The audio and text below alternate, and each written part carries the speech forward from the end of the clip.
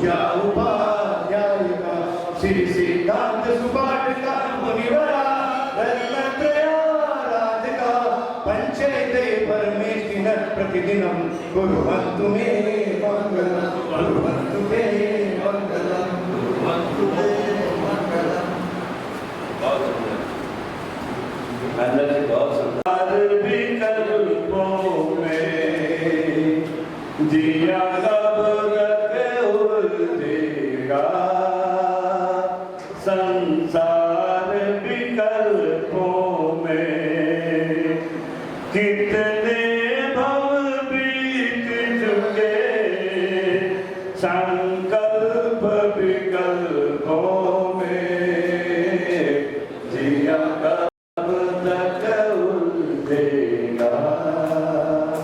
संसार विकल्पों में उड़ उड़ के चेतन गति गति में जाता है उड़ उड़ कर ये चेतन गति गति में जाता है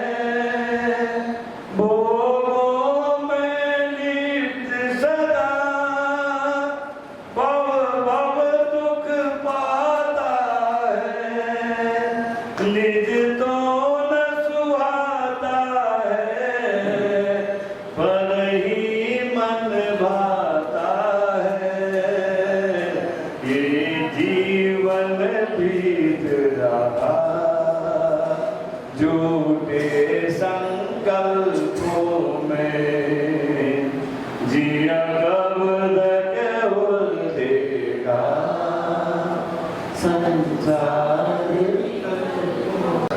तो गुरुदेव हमारे बीच में आए हैं। चतुर्मास का समय है। हम सभी एक नियम लेके जहाँ भी गुरुदेव का चतुर्मास का प्रवचन सुनने और उनके हर कार्यक्रम में हम आएंगे तो ही हमारा ये जीवन सफल हो सकता है। मैं अपनी तरफ से और आप सबकी तरफ से वाक्य श्री आचार्य श्री 108 विनश्य सागर जी गुरुदेव जो हमारे बीच में विराजमान है अपने अमृत वाली प्रसाद प्रचार करने अनुग्रह करें और इसलिए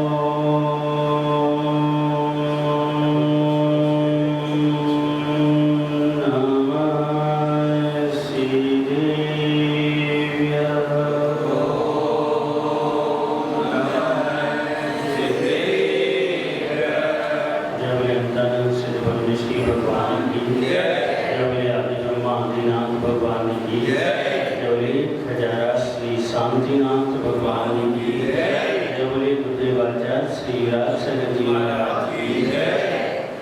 आचार्य विनय सागर जी महाराज की जय। समस्त संघ की जय। जैन धर्म की जय।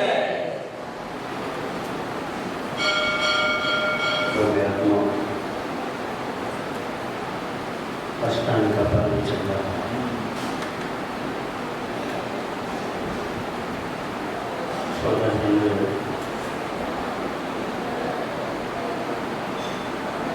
24 में से 24 घंटे नंदीश्वर में पूजन कर रहा हूँ।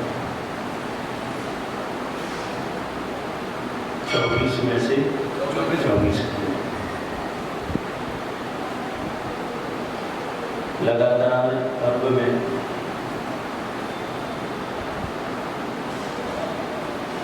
एकाग्र होकर वह स्थायी रूप से पूजन करता है।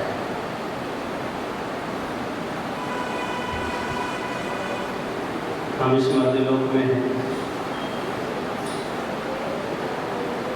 और पंचम काल में हैं, और हमारी विशेषता ये है कि हम कुछ पल, कुछ क्षण, कुछ घंटे निकालकर जिन्हें भगवान की पूजा करते हैं।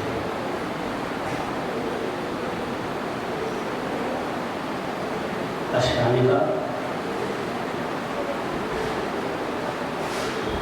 यानी एक ऐसा पर्व जो आत्मा उत्थान के माने होता है।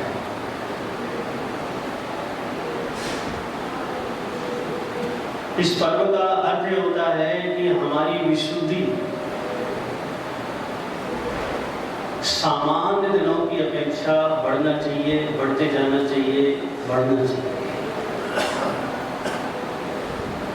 इसलिए इस पर्व में विशेष विशेष पूजनों का उल्लेख या महत्व है। खासकर सिद्ध चक्र पूजा होती है, यानी सिद्धों की आराधना होती है।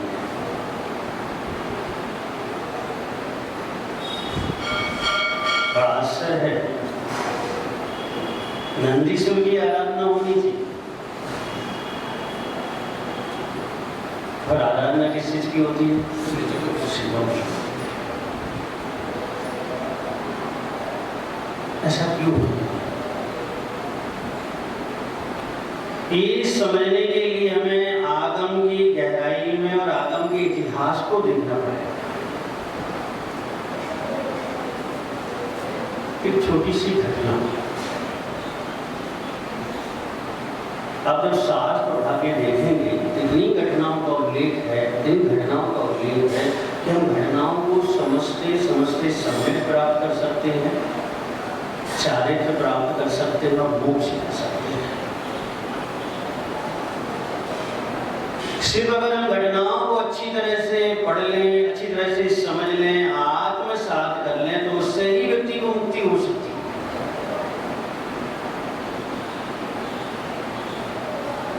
मैनासुरी और उसके पिता, आप सब गृहस्थ हैं, आपकी पुत्रियां हैं, और आपकी पुत्रियों से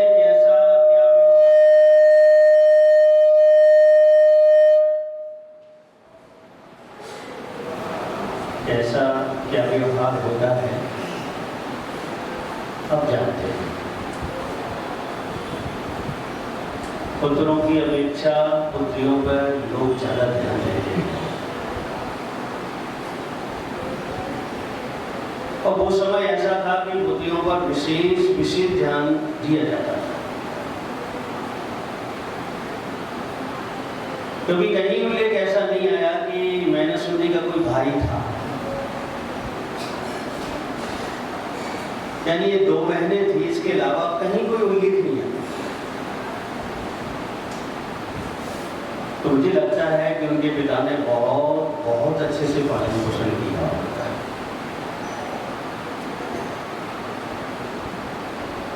पिता और पुत्री का साथ, अगर थर्मामीटर लगाया है तो माँ और पुत्री के रात से पिता और पुत्री का रात ज्यादा होता है। पुत्र का और पिता की अपेक्षा माता और पुत्र का रात ज्यादा होता है। ये रात व्यवस्था की ऐसे ही अनादिकालीन व्यवस्था चली आ रही है कि कौन किसके प्रति आकर्षित रहता है। फिर भी धर्म तो धर्म है।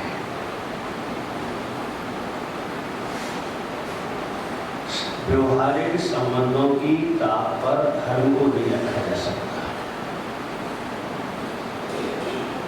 भले ही आज के लोग संबंधों को महत्व दे देते हैं और धर्म को गौण कर देते हैं, हाशिए पर लगा के छोड़ देते हैं, लेकिन बात यह है कि धर्म प्रमुख होना चाहिए और संबंध गुण होने चाहिए।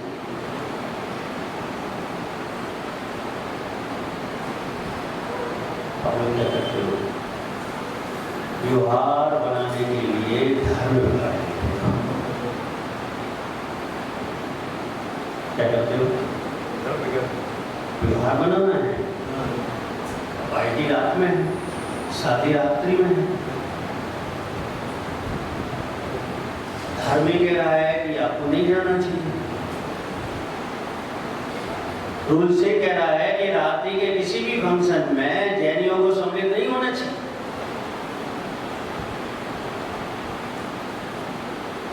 लेकिन आप क्या कहते हैं? नहीं, हमारे संबंध खराब हो गए, हमारी रिश्तेदारी खराब हो गई। अब आपने रिश्तेदारी को, संबंधों को इतना महत्व दे दिया, इतना महत्व दे दिया कि आप वहां उपस्थित हुए तो आपका धर्म क्या हुआ? बिगड़ गया। धर्म आपसे छूट गया। लेकिन जैन दर्शन की व्यवस्था यह है कि व्यवहार बिगड़ जाए लेकिन धर्म नहीं बिगड़ना चाहिए।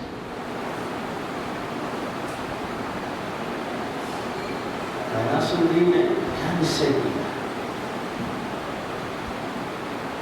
जब पिता ने बुलाकर पूछा, तुम किसके कारण हो? तुम्हारी परवरिश किसके कारण है? तुम्हारी शिक्षा किसके कारण है? ये भोग और भोग की सामग्रियां तुम्हारे लिए किसके कारण मिल रही हैं?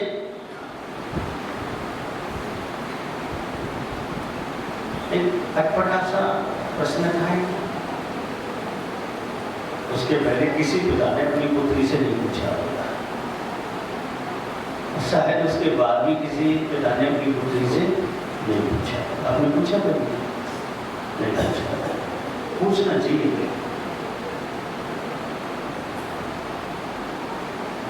अगर आप पूछोगे तो आपको ये पता पड़ जाएगा कि मेरी संतान सम्यक दृष्टि है कि मिथ्या दृष्टि है।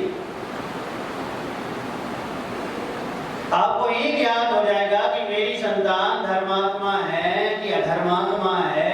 पूछने के बाद ये निर्णय हो जाएगा। आपने नहीं है ताकत पूछना।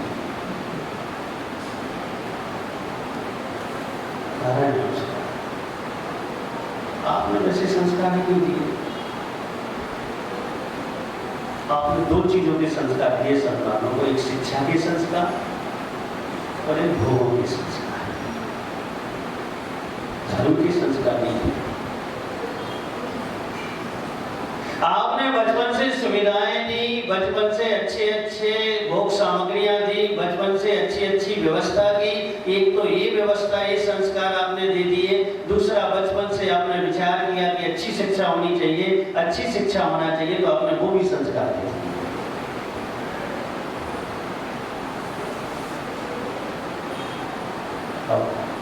धर्म के संस्कार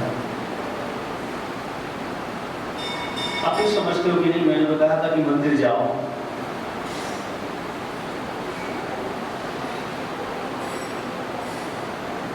बच्चे से कहते हो मंदिर जाओ, तो जब बच्चा संस्कार है तो इतना छोटा सा दायित्व नहीं है पिता का, इतना छोटा सा दायित्व नहीं है कि आप सिर्फ मंदिर भेज दो, सिर्फ हाथ जोड़ने के लिए भेज दो, थोड़े से चावल दे दो। इतना छोटा सा दायित्व नहीं है पिता। पिता का ये दायित्व है कि संस्कार दे कि धर्म क्या है, धर्म के संबंध में बताए, धर्म की परिभाषा बताए, धर्म के लक्षण बताए, धर्मात्माओं की कथा सुनाए, धर्मात्माओं के उदाहरण बताए। आजकल तो छोटे छोटे दायित्व मंदिर चला, मैं अपने बच्चे को मंदिर भेजता संतुष्ट।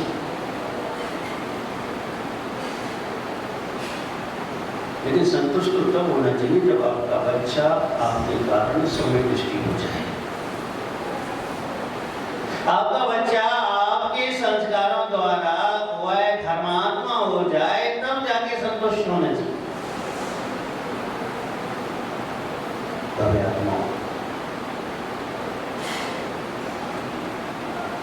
नैना सुंदरी के पिता ने कहा, तुम्हारी परवरिश किसने की?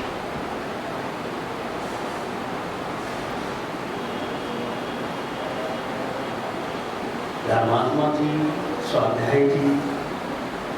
ऐसा नहीं कि स्वाध्याय करना वो पेट से सीखता है, पिता नहीं सिखाया। धर्म की शिक्षा जन्म के बाद पिता ने ही दी थी। जिनेंद्र भगवान से परिचय पिता ने ही कराया था, जिनेंद्र भगवान का पुराण पिता ने ही सुनाया था, जिनेंद्र भगवान का मार्ग उसके पिता ने ही बताया था।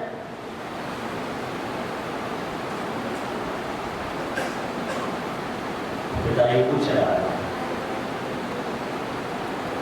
किसने तुम्हारी परवरिश की? दो दृष्टियां होती हैं पूछने। आप अपने बच्चे के साथ जा रहे हो, मैं पूछ सकता हूँ ये कौन है?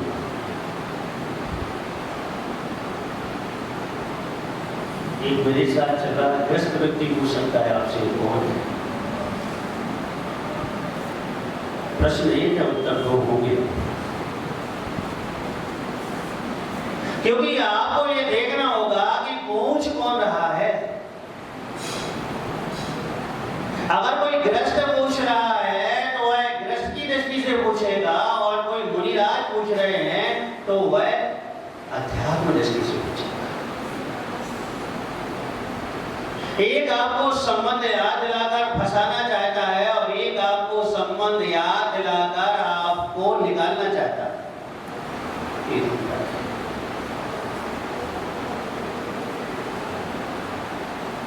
मतलब विजय कुमार जी ने पूछा, किसी से भी पूछा कि ये कौन? हम तो कह सकता है कि मेरा बेटा है, क्योंकि पूछने वाले जय कुमार जी हैं। और जय कुमार जी जो पूछेंगे वो राग से भरा हुआ ही पूछेंगे। और कोई दिगंबर पूछ रहा है कि कौन है? ऐसा नहीं है कि आप दिगंबर से ही नहीं कह सकते कि मेरा पुत्र है, कह सकते हैं, उत्तर बदल जाए। अगर आप धर्मात्मा हैं, अगर आप स्वाध्यायी हैं, आप जिनेंद्र भगवान को जानते हैं, उनके निकट हैं, तो आपका उत्तर ये हो जाएगा कि संयोग से ये मेरा पुत्र है। इससे संयोग से। इसका अर्थ क्या होगा? मेरा होते हुए भी मेरा नहीं है। सीधा सीधा अर्थ आ गया कि ये मेरा होते हुए भी मेरा नहीं है, अर्थात इस पर्याय की अपेक्षा से मेरा है, लेकिन एक चेतन द्रव है उसकी अपेक्षा से ये मेरा। ये धर्म की व्यवस्था है, इसकी व्यवस्था है सत्य की व्यवस्था है, और सत्य ही धर्म है। जो वास्तविकता होती है वही धर्म होता है।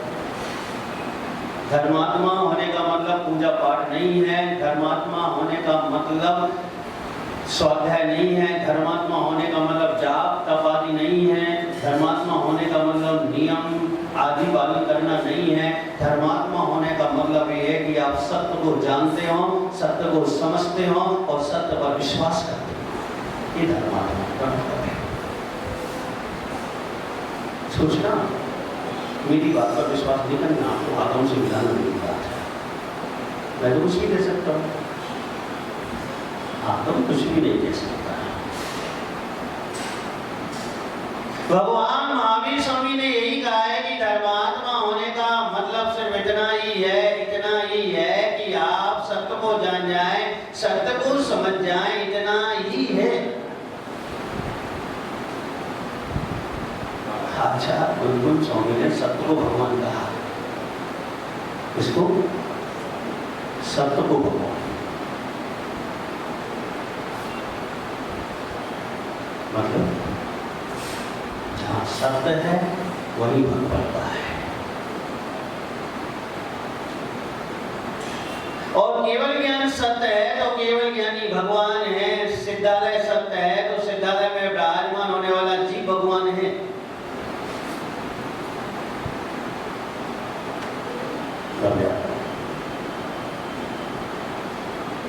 चलो नहीं कि आप शास्त्र खोलकर स्वाध्याय करें, बिल्कुल जरूरी नहीं है। हाँ, तो अपने बेटे को देखें और स्वाध्याय चालू कर लो। अपनी पत्नी को देखो, स्वाध्याय चालू कर लो। अपने नौकर को देखो, स्वाध्याय चालू कर लो। अपने भगवान को जो बहुत अच्छा बना रखा है उसको देखकर स्वाध्याय शुरू कर लो। थाली पर बैठे हुए भोजन शुरू कर रहे हैं, उसको देख के स्वाध्याय शुरू कर लो। उसकी सच तक पहुंचाओ कि पुत्र मेरा है, किस दृष्टि से है और कब तक है।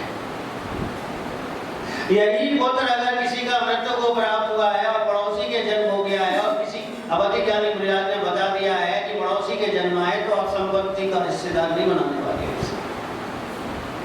तो भाई जीत तो वही है। 17 नामों की कथा आई है, उसमें क्या समझाना चाह रहे हैं? वही पिता बकरे की पर्याय में पड़ोसी के यहाँ जन्म ले लिया। जिस पिता को आप पिता कहते थे, जिसकी सेवा करते थे, जिसके चरण छूते थे, जिसको बिठाकर भोजन कराते थे, जिसकी गोद में आप बैठे हो, जिसकी उंगली पकड़कर आप चले हो, जिसने आपकी परवरिश की है, वही पिता मृत्यु को प्राप्त होकर तंच पर्याय में, बकरी की पर्याय में पड़ोसी के अंदर हो गया। और जब मुनिराज से पूछा तो मुनिराज ने बता दिया कि बार बार तो तुम्हारे पास क्यों आता है, बार बार तुम्हारे घर में क्यों आता है, रस्सी तोड़कर क्यों आ जाता है? तो मुनिराज ने बता दिया यही तो तुम्हारा पिता है जो पिछले भाव में मनुष्य था, इस भाव में त्रिंच। अब दो संपत्ति बदले करो सुरक्षा, बिल्कुल नहीं की उसे। वही तो जीव है। तो स्पष्ट हो गया कि आपका जीव से नहीं पर्याय से संबंध है।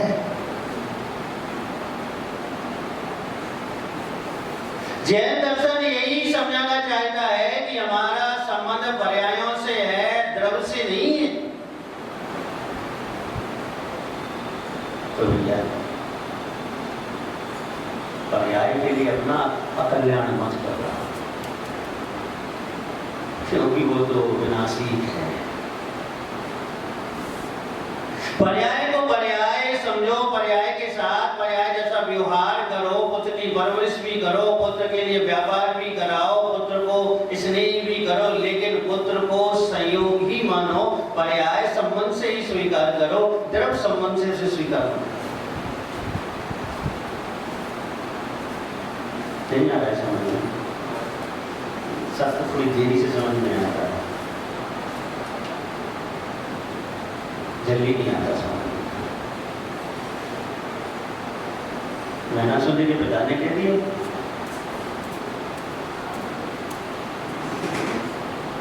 कौन है तुम्हारा दाता, किसने तुम्हारी परवरिश की,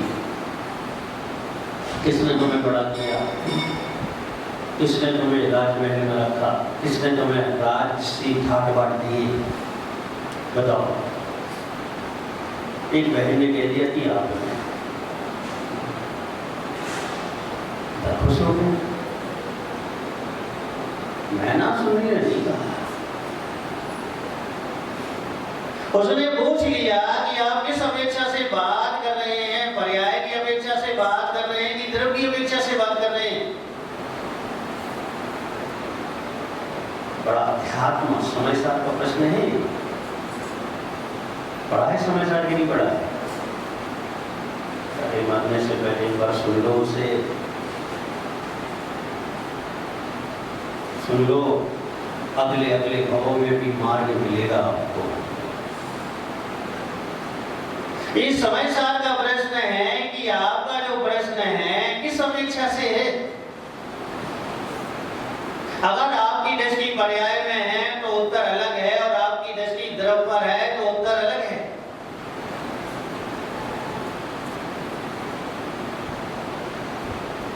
बहुत लोग अपने नाम सुना, इस समय तो विश्व में सबसे ज्यादा बोलबाला है उनके मत का। उन्होंने कहा भगवान स्वामी स्वामी से, ये दो बातें क्यों करते हो? दो बातें क्यों करते हो? पर्याय अलग, द्रव अलग है। तो भगवान महावीर स्वामी ने कहा, खुद सोचो, खुद विचार करो, एक होकर भी दो हैं, दो होकर भी एक है। और जब उन्होंने विचार किया, जब उन्होंने चिंतन किया, तो उन्होंने स्वीकार कर लिया कि हाँ, द्रव अलग है और पर्याय अलग है। स्वीकार कर लिया। मैंने सुनी ने कहा कि अपेक्षा बताओ, किताब को थोड़ा सा आसान जाती। जब हम राग में डूबे होते हैं तो कसाएं शीघ्र बढ़ती है, और हम राग से अलग होते हैं तो कसाएं फिर नहीं बढ़ती। वही गलती परिवार का सदस्य कर दे, आपको क्रोध आ जाएगा। वही गलती चलता हुआ राहगीर कर जाए, आपको बिना क्रोध नहीं आएगा।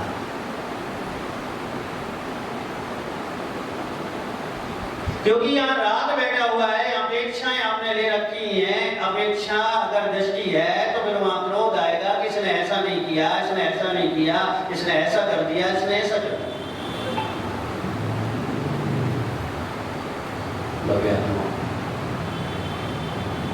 पिता ने कह दिया कोई अपेक्षा नहीं होती है।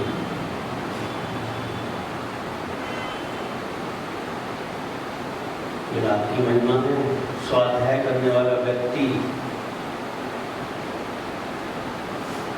अपेक्षा को नकार गया। भगवान महावीर स्वामी के उपदेश को, भगवान आदिनाथ भगवान के उपदेश को नकार गया।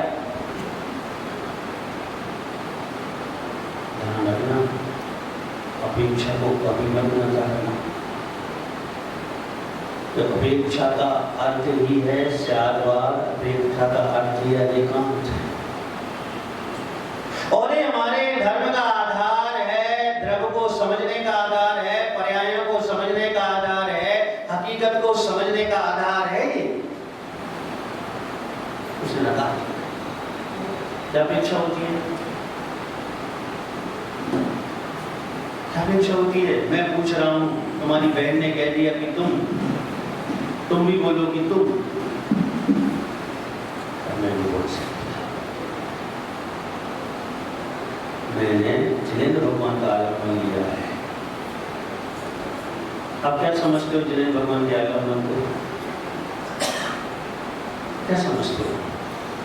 रोज पूजा कर रहे हो, रोज दर्शन कर रहे हो, क्या समझ रहे हो उन्हें? अच्छा, एक मुनि मान लिया, एक मुनि में हो, हमारे सुख दुख का लेखा वो रखने वाले हैं। उन्हें कर्ता मान लिया कि हमारे सुख दुख के कर्ता कौन है? भगवान है, ये मान लिया। वो है क्या? बिल्कुल नहीं। वो है तो मां हमारे लिए आधार है, गुणों का आधार है, क्योंकि वैसे ही गुण हमारे अंदर है। जैसे उनके अंदर हैं वैसे ही हमारे अंदर। अच्छा, कुल स्वामी ने समय साथ में लिखा कि दुनिया में जितने भी चेतन द्रव्य समान है। कृष्ण क्या हो सिद्ध और नारी किससे समान हो सकते हैं? अगर द्रव्य दृष्टि से देखते हैं तो समान है, और पर्याय दृष्टि से देखते हैं तो असमान है। क्योंकि चेतन द्रव्य वो सिद्ध भी है और चेतन द्रव्य वो नारकी भी है।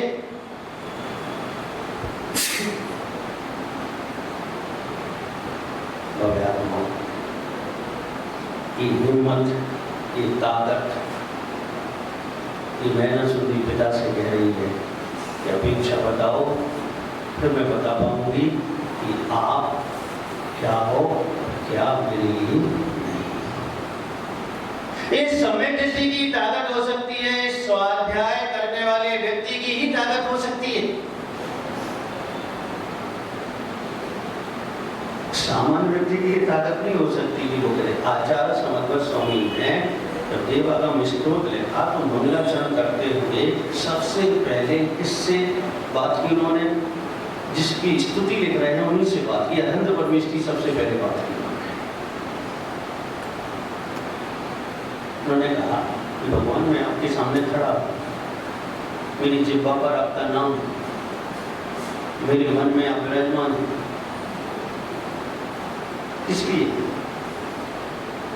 इसलिए नहीं कि आपका समोचरण है, आपके समोचरण में देव आते हैं। इसलिए नहीं कि कुबेर ने अपनी सारी संपत्ति आपके समोचरण को बनाने में लगा दी। इसलिए भी नहीं कि आपके समोचरण में चक्रवर्ती राजा महाराजा आते हैं। इसलिए भी नहीं कि आपके समोचरण में त्रंच भी चले आते हैं, मनुष्य चले आते हैं। इसलिए हम आपके पास नहीं आए हैं, इसलिए हम आपकी स्तुति नहीं कर रहे हैं। हम तो आपकी इसलिए स्तुति कर रहे हैं कि आपके पास भीतर आता है बस।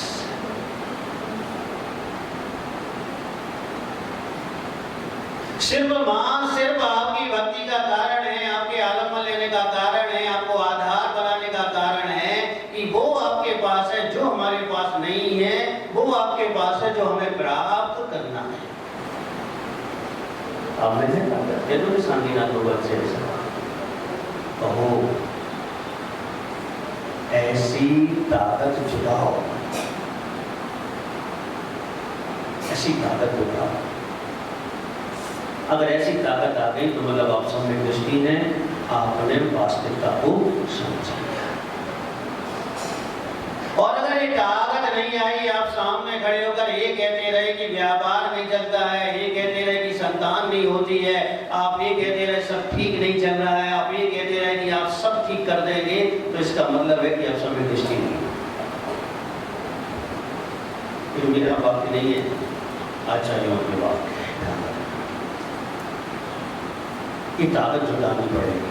और ये कहां से आएगी? जब मजबूत निष्ठा हो जाएगी, ये ताकत आ जाएगी। जब पूरी तरीके से हम उनके हो जाएंगे तब ये ताकत आएगी। अभी हम उनके नहीं हैं, अभी तो हम अपने स्वार्थ के लिए उनके पास आ रहे हैं, भोग के लिए उनके पास आ रहे हैं, धन संपत्ति के लिए उनके पास आ रहे हैं, पुण्य कमाने उनके पास आ रहे हैं। अभी हम उनकी नहीं। जब हमारा आधार भीतर आपका हो नहीं होते, विचार करके देखो। पिता ने बार बार कहा देखो अभी मौका है, बदल जाओ। आप मुझे तो क्या करते, बदल लो,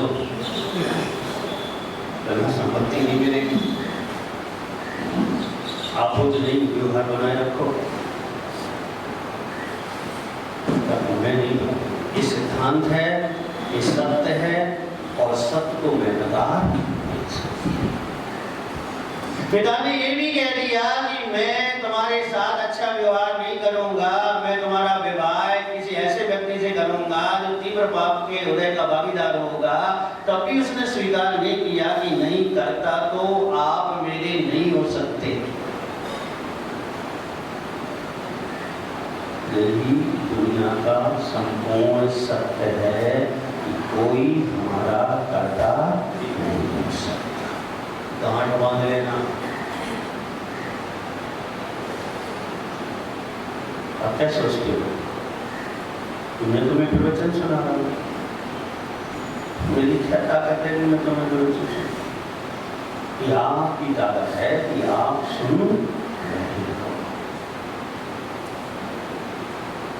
ये आपका बल है, ये आपकी सोच है, ये आपका विचार है, ये आपका पुण्य है कि आप प्रवचन सुन रहे हो, जिनवाणी की बात सुन रहे हो, ये आपका पुण्य है। अब क्या सोचते हो? अजय जी किसी पर भेंट करने गए तो मैं आ गए, राम जी में मत रहना, मैं आया हूँ और मेरा मन जितना होगा उतने दिन तक यहाँ रहूंगा। आप कुछ नहीं कर सकते, आप कुछ भी नहीं कर सकते। ना मैं तुम्हारे लिए कुछ कर सकता हूँ, ना तुम मेरे लिए कुछ कर सकते। ना हम तुम्हारे कर्ता हो सकते हैं और ना तुम हमारे कर्ता हो सकते।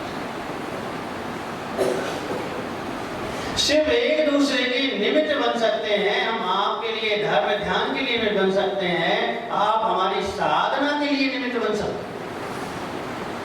वरना हमारी क्या औकात और तुम्हारी क्या औकात। ये समय सार की भाषा है, ध्यान रखिए। इसकी भाषा है अच्छा गुनगुन समझ रखिए। क्या किसी की विसार कि किसी को पाल ले, किसी को बड़ा कर दे, किसी को खिला दे, किसी को पिला दे, किसकी विसार? ये सब हम अपने करता हैं, आप अपने करता हो, हम बस एक दूसरे के लिए निमित्त हैं और निमित्त के द्वारा एक दूसरे का सहयोग कर देते हैं। यही शब्द है, इस शब्द को कभी भूलना मत। सारा अहंकार समाप्त हो जाएगा, सारा अधर्म समाप्त हो जाएगा, अपने आप ही धर्मात्मा हो जाएगा। सारे मन की दुनिया खुल जाएंगी। हम हैं कहाँ? वास्तविकता ये है जो हम सोच रहे हैं वो वास्तविकता नहीं है, जो हमने विचार कर लिया है, तय कर लिया है, वो वास्तविकता नहीं है। वास्तविकता तो ये है जो समय सार कह रहा है, वास्तविकता तो ये है जो तिसलानंदन भगवान महावीर स्वामी कह के गए हैं, वास्तविकता तो ये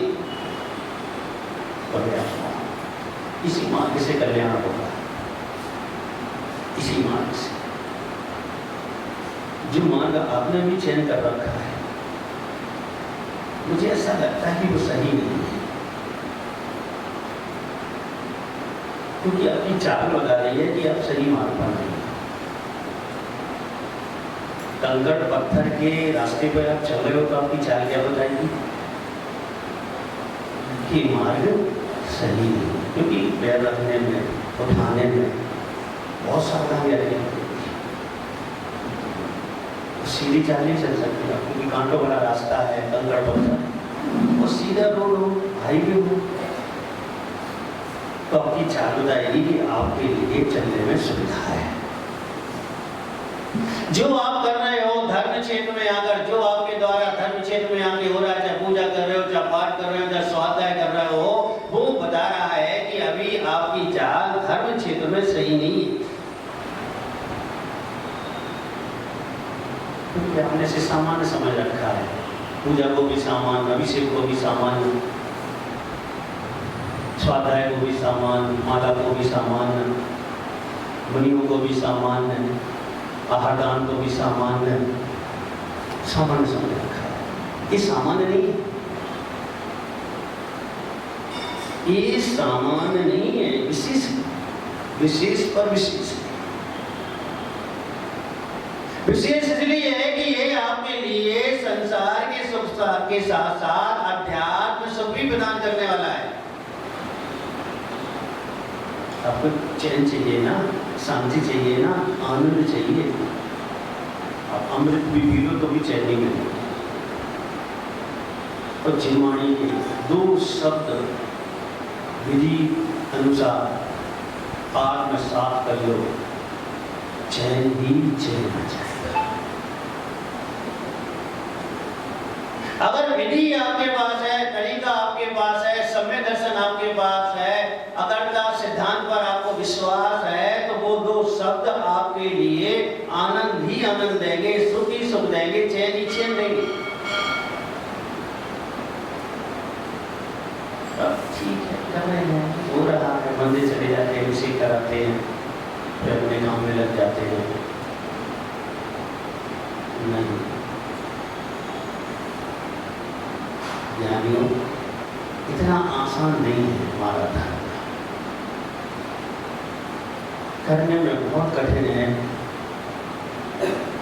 लेकिन सुख मिलने में बहुत सरल है। और एक बार सही दिशा में कदम बढ़ गया, एक बार सही दिशा में हम करने लग गए, तो ऐसा आनंद आएगा, ऐसा आनंद आएगा कि वो आनंद अद्भुत होगा। मैंने सुनने के सामने घोड़ी खड़ा कर दिया गया, अब सोच भी नहीं सकते अपनी संतान के संबंध में ऐसा। सही कह रहा हूं ना कि आप सोच भी नहीं सकते। अगर पड़ोसी भी भी कुछ ऐसा कर रहा हो तो आप सलाह देने पहुंच जाते हैं कि ऐसा मत करो, वो आपकी बेटी है, किसी रोगी से, किसी गरीब से, किसी अनपढ़ से आप अपनी बेटी का विवाह कैसे कर सकते हैं? आप पड़ोसी को सलाह देने पहुंच जाते हैं, क्योंकि पड़ोसी की बेटी भी आपको बेटी दिखाई देती है और ऐसा लगता है कि इसके साथ भी ऐसा नहीं होना चाहिए, और वो तो पिता है, उसने कोई कहा या तो कह दो आप करता हो या फिर विवाह ये सम्मिलित दृष्टि की पहचान है, ये धर्मात्मा की पहचान है। लोग अपने आप को बहुत धर्मात्मा समझते हैं, लेकिन धर्मात्मा की पहचान नहीं दे पाते। और जब आप धर्मात्मा की पहचान दोगे तो आप धर्मात्मा होगे, समझने की जरूरत नहीं पड़ेगी। अगर कोई व्यक्ति धर्मात्मा की पहचान वाला है, धर्मात्मा की बात वाला है, धर्मात्मा के आचरण वाला है, तो उसे धर्मात्मा समझने की जरूरत नहीं है, वो स्वयं ही धर्मात्मा है, धर्मात्मा है, धर्मात्मा है।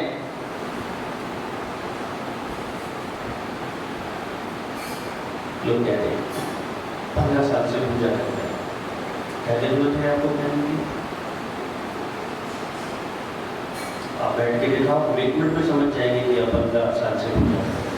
आप बोल के दिखाओ, हम 1 मिनट में समझ जाएंगे कि 15 साल से आप पूजा करते हैं। 1 मिनट ही लगेगा मुझे समझ, क्योंकि पूजा आपको असभ्य तो नहीं कर सकती। क्या करेगी वो? सभ्य करेगी। धर्म आपके लिए मर्यादाओं का उल्लंघन करने के लिए तैयार तो नहीं कर सकता, धर्म आपके लिए मर्यादाएं बनाने के लिए तैयार। ये हमारा दर्शन बहुत बहुत गहरा है, ये कोई ऐरा खैरा का दर्शन नहीं है, ये कोई छद्मस व्यक्ति के द्वारा स्थापित मनगढ़ंत दर्शन नहीं है। ये शाश्वत है, तीर्थंकर वाणी से आया है, तीर्थंकरों ने हमें समझाया है, ये सामान्य नहीं है। इसके लिए हम तक पहुंचाने के लिए आचार्य दर्शन स्वामी ने उस अद्भुत बलि को बुलाकर अंतिम क्षणों में मेहनत परिश्रम करके ये धर्म हम तक पहुंचाया है। जहां संलेखना का समय था वहां हमारी फिक्र थी उन्हें कि मैं संलेखना से पहले इसको दूसरी पीढ़ी तक पहुंचा दूं, वो दूसरी पीढ़ी तक पहुंचा दे, वो दूसरी पीढ़ी तक पहुंचा दे, उन्हें चिंता थी। और हमने इसे सामान्य समझा, हो गया, मंदिर बना लिया, मूर्ति बैठा दी, पूजा कर ली, बस हो गया।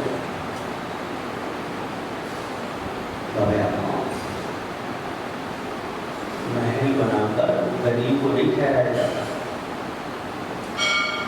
कोई महल बनाए और किसी गरीब को रहने को दे दे, कभी नहीं हो सकता है।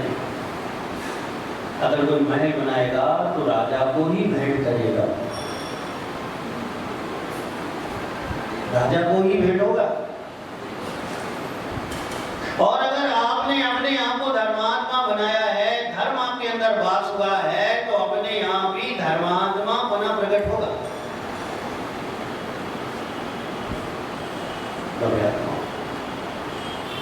मैना सुंदरी का जो प्रकरण है, पिता और पुत्र की जो वार्ता है, वो अद्भुत है, पूरा शास्त्र है, पूरा समय सा है, पूरे ग्रंथ हैं, पूरा सिद्धांत है। इतनी सी घटना 20-25 मिनट की बात उन दोनों की पूरा समय सा प्रकट करती है, पूरा सिद्धांत प्रकट करती है। लेकिन हम तो इतना समझते हो कि विधान किया और पति को ठीक कर दिया, ऐसी पति ठीक हो जाएगा। अभी गुड़िया ठीक करके बताओ, अभी से लगा नहीं कर पाओगे, क्योंकि जो समझना था वो आपने समझी। अगर धर्म समझ में आ गया होता, आप धर्मात्मा हो गए होते, तो आप जरूर ऐसा कर सकते थे कि अभिषेक हाथ में लेते और आपके हाथ में लेते अभिषेक मंत्रित हो जाता, मंत्र पढ़ने की भी जरूरत नहीं पड़ती और आप डालते कहीं तो वो ठीक हो जाता।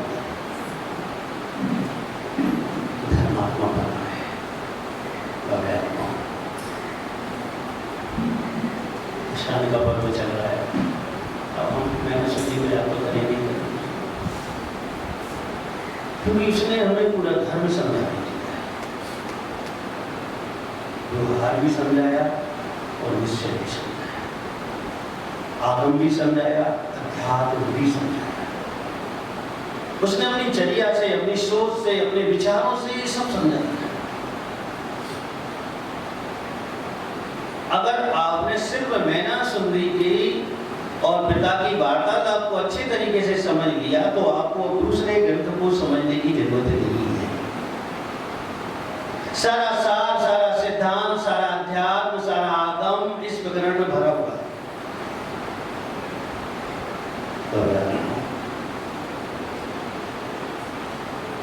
जब कोई सामने खड़ा है और एक राजकुमारी सामने खड़ा है और पिता ये कह रहा है कि या तो करता मुझे मान लो या फिर इससे हटा देना है, क्या करना चाहिए, क्या कहा होगा उसने, क्या जवाब रहे होंगे, अपन कल समझेंगे।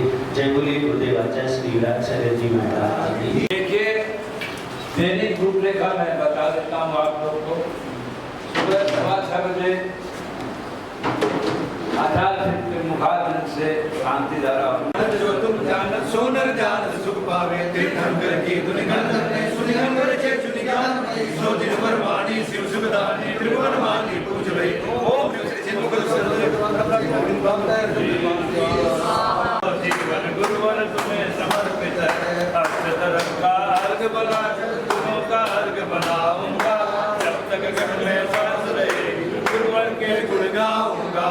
भाव जगाए आपने और बढ़ाए प्यार गुरुवर तुमको समर्पित जीवन की आचार्य श्री 108 मिनिस्टर सागर जी महाराज सत्संग हमारे काकुका में विराजमान है।